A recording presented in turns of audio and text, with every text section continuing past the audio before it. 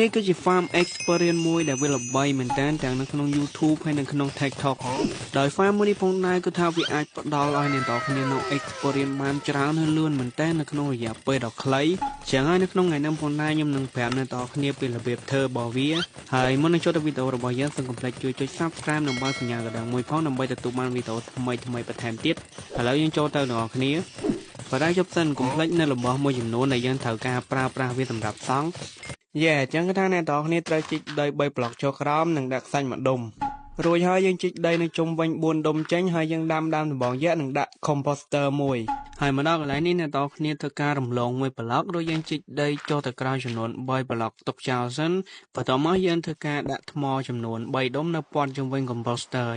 ឥឡូវយើងងាកមកពេលយប់វិញគឺអ្នកនរគ្នាត្រូវដាក់រក zombie ឲ្យបានមួយក្បាលយើងរកនរណាក៏បានដែរធ្វើម៉េចឲ្យវាធ្លាក់ចូលទៅក្នុងប្រហោងដែលយើងបានជីកចោលហ្នឹងបន្ទាប់ពី zombie វាចូលទៅក្នុងប្រហោងនឹងហើយអ្នកនរគ្នាត្រូវទៅយកជាមួយនឹង name tag មួយដូរឈ្មោះអីក៏បានដែរហើយយើងយកទៅដាក់ឈ្មោះឲ្យវាបន្ទាប់មកយើងធ្វើការបិទប្រឡោះនៅលើក្បាលវាចោលទៅគឺជាការត្រាច់ឥឡូវយើងត្រឡប់មកពេលថ្ងៃវិញអ្នកនរគ្នាត្រូវទៅចាប់សត្វអាម៉ាឌេឡូមួយក្បាលតាមវិធីណាក៏បានដែរតែយ៉ាងម៉េចក៏ដោយឲ្យវាធ្លាក់ចូលទៅក្នុង composter បែបហ្នឹងមករួចហើយអ្នកនរគ្នាធ្វើការសម្អាតកំទេចកំទីស្អាតវិញហើយបន្ទាប់មកយើងធ្វើការដូរដុំថ្មមួយដុំនេះដាក់ដុំ dispenser មួយវិញចឹងមកដល់កន្លែងនេះអ្នកនរគ្នាធ្វើការរៀបថ្មដាក់អញ្ចឹងឲ្យបានចម្ងាយ3ប្លុកបន្ថែមទៀតមកទាំងសងខាងរួចយើងដាក់លបងមួយហើយនឹងច្រាបដរមួយនៅពីលើលបងហ្នឹង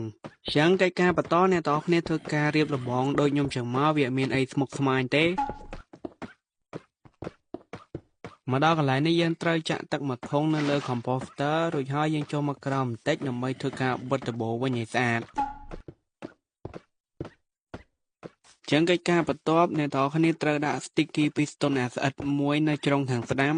រួចហើយយើងដាក់ដុំ observer មួយឲ្យជាប់ថ្មហើយវាបាញ់ទៅរក piston ហើយនឹងមួយដុំទៀតយើងដាក់បាញ់ទៅមុខទៅរកគ្នាវាហ្នឹងឯងចឹងយើងងាកមកខាងក្រោយនេះបន្តិចរួចយើងដាក់កុងតាក់មួយមកដើម្បីបិទវាកុំឲ្យវាឮសំឡេងថ្លង់ចឹងណា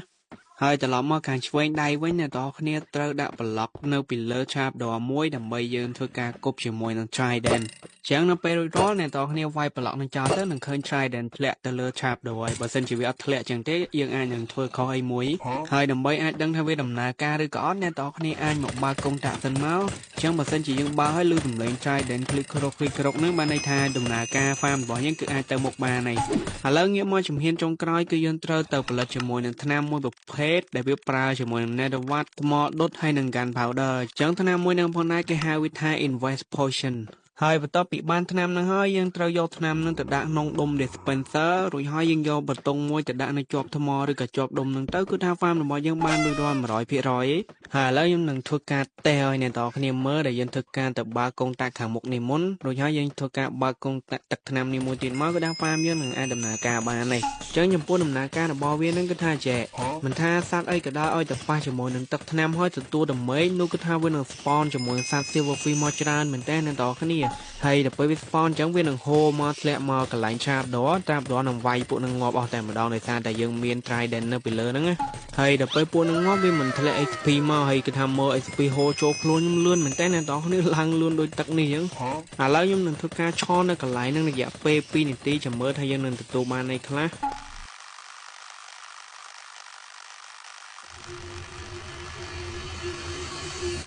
ហើយនេះគឺថា34 level គឺត្រឹមតែរយៈពេល2នាទីតែប៉ុណ្ណោះលឿនខ្លាំងមែនតើ